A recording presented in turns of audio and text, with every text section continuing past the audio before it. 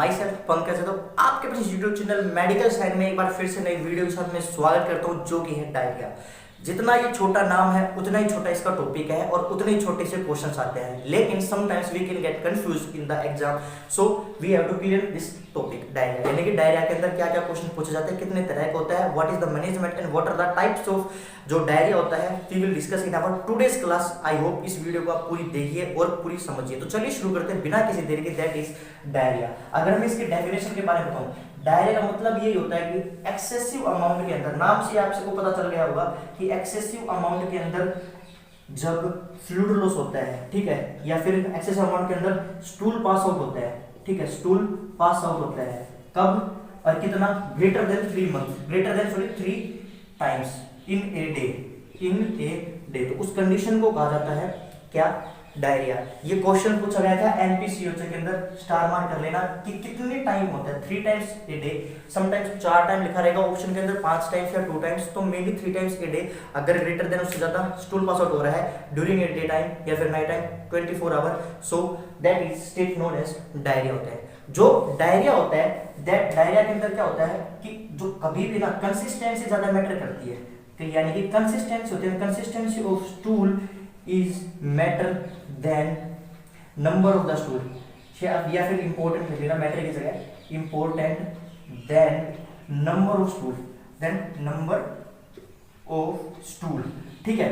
तो मैं आपको क्या समझाने चाह रहा हूं, बस आप ये चीज याद रखना कि जो डायरिया होता है, डायरिया के अंदर number of the stool is not so much matter to the, जो उसकी कंसिस्टेंसी होती है, किस टाइप का जो डायरिया हो रहा है, किस टाइप का जो स्टूल पास आउट हो रहा है, वो ज्यादा मैटर करता है। देन उसके बाद में इसके मैं टाइप्स बताऊं कि what is the most common type of the diarrhoea, ठीक है। तो most common type of diarrhoea which is first one acute watery diarrhoea होता है, ठीक है, एक्यूट वाटरी डायरिया, ठीक है।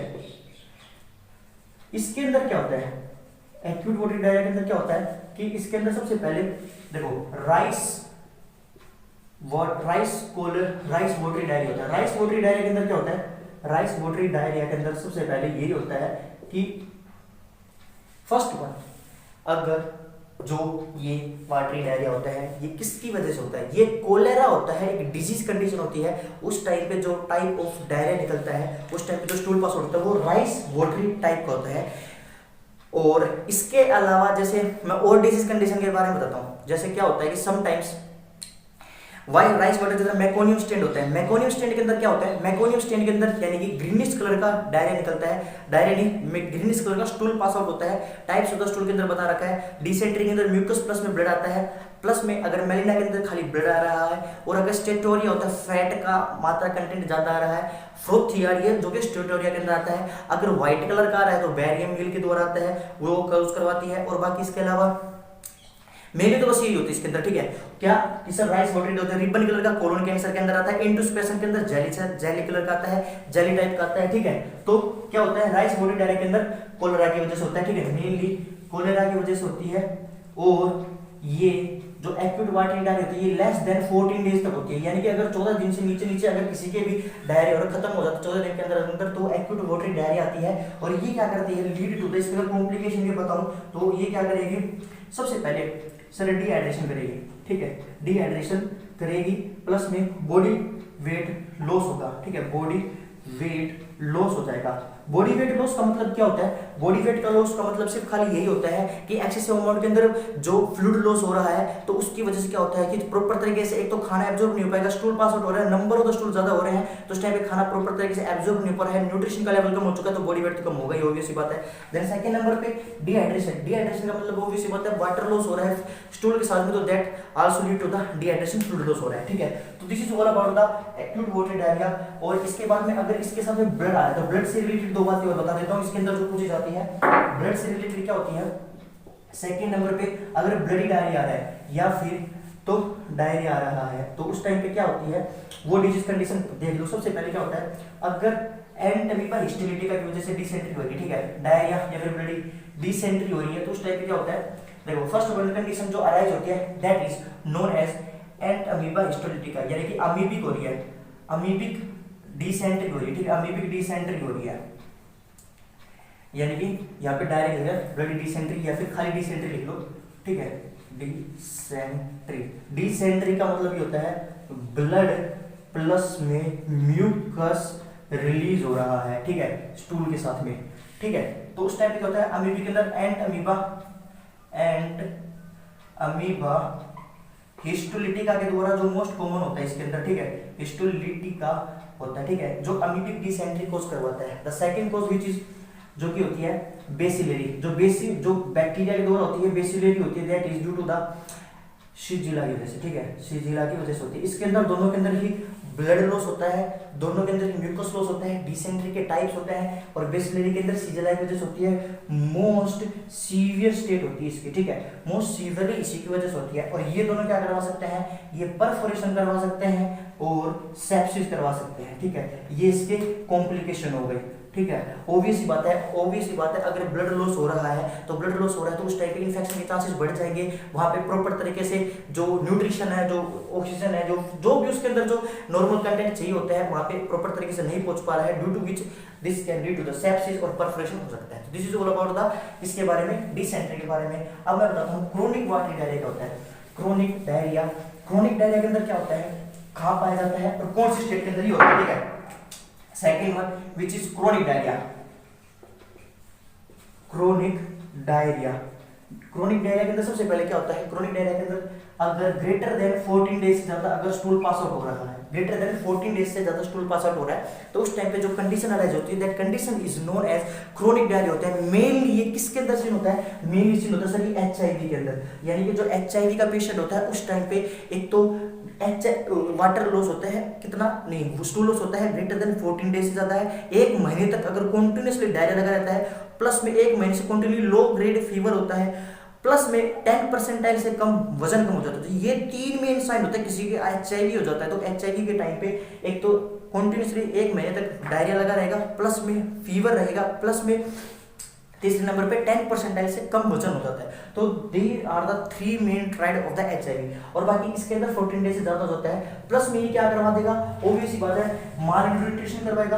अगर देखो उसके अंदर तो फ्लूइड लॉस हो रहा है और ये तो कंप्लीटली माल न्यूट्रिशन करवा देगा और मेजर कॉम्प्लिकेशन कर रहा है, क्योंकि कंटिन्यूअसली एक महीने से अगर फिर 14 दिन से ज्यादा स्टूल पास आउट हो रहा है, तो जितना भी अपने अंदर ग्लूकोज था, जितना भी एक स्टोरेज फॉर्म थी, वो डिक्रीज होने लग जाएगी, कम होने लग जाएगी, टूटने लग जाएगी, क्योंकि खाना तो एब्जॉर्ब हो नहीं रहा है। एसिमिलेशन प्रोसेस के द्वारा जो खाना एब्जॉर्ब होता है इंटेस्टाइन के अंदर, वो कंटिन्यूअसली पास आउट होता जा रहा है, तो due to which it will lead to the malnutrition. The second state that is known as metabolic acidosis हो जाएगा, मेटाबॉलिक एसिडोसिस हो जाएगा। मेटाबॉलिक एसिडोसिस के अंदर क्या होता है, मेटाबॉलिक एसिडोसिस कैसे होता है, देखो स्टूल के अंदर ऑब्वियस सी बात है इंटेस्टाइन के अंदर बाइकार्बोनेट आयंस पाए जाते हैं, जो अपने बफर सिस्टम को मेंटेन करते हैं, एसिड बेस बैलेंस को मेंटेन करते हैं। जब वो SO3 नेगेटिव स्टूल ज्यादा निकलेगा, तो अगर मान के चलो मैं बता दूं 1 litre is equal to 30 MEQ per litre stool के साथ में बाइकार्बोनेट पास आउट होता है, बाइकार्बोनेट लॉस होता है, ठीक है।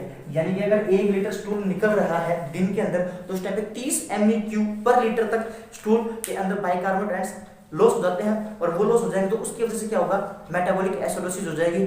आपको पता है ऑब्वियस बात है, अगर SO3 का नेगेटिव का जो बाइकार्बोनेट आयन का लेवल जब बढ़ता है, तो उस टाइम पे मेटाबॉलिक एल्कोहोलिसिस होता है, डिक्रीज हो जाता है, तो एसिडोसिस हो जाती है, ठीक है। तो वो एसिड बेस बैलेंस के अंदर आता है। तो 1 litre is equal to 30 MEQ bicarbonate के अंदर स्टूल पास आउट होता है और मेटाबॉलिक एसिडोसिस करवा देता है। Most common cause of diarrhoea होता है ये, most common cause of diarrhoea, most common cause of dehydration होता है, ठीक है, most common cause of dehydration क्या, डायरिया, ठीक है। एक तो वोमिटिंग होती है, वोमिटिंग भी होती है, लेकिन वोमिटिंग से ज्यादा जो most common cause of dehydration होता है दैट इज डायरिया होता है। 1 से 5 साल तक जो बच्चे होते हैं उनके अंदर most common of death due to the diarrhea disease होती है, ठीक है। किसकी वजह से होती है, डायरिया डिजीज की वजह से होती है, मोस्ट कॉमनली किसके अंदर, इसके अंदर, ठीक है।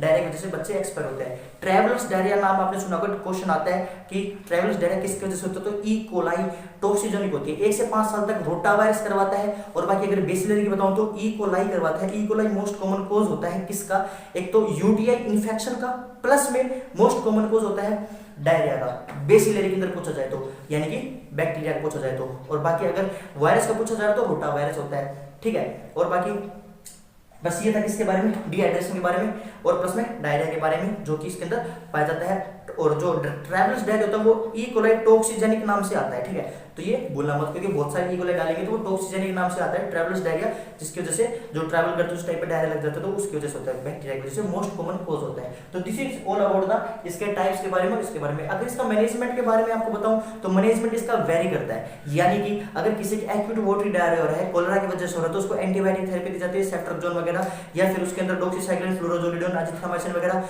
दी जाती है। ये सब कुछ दी जाती है किसके अंदर, कोलेरा के अंदर टेट्रासाइक्लिन वगैरह एंटीबायोटिक दी जाती है।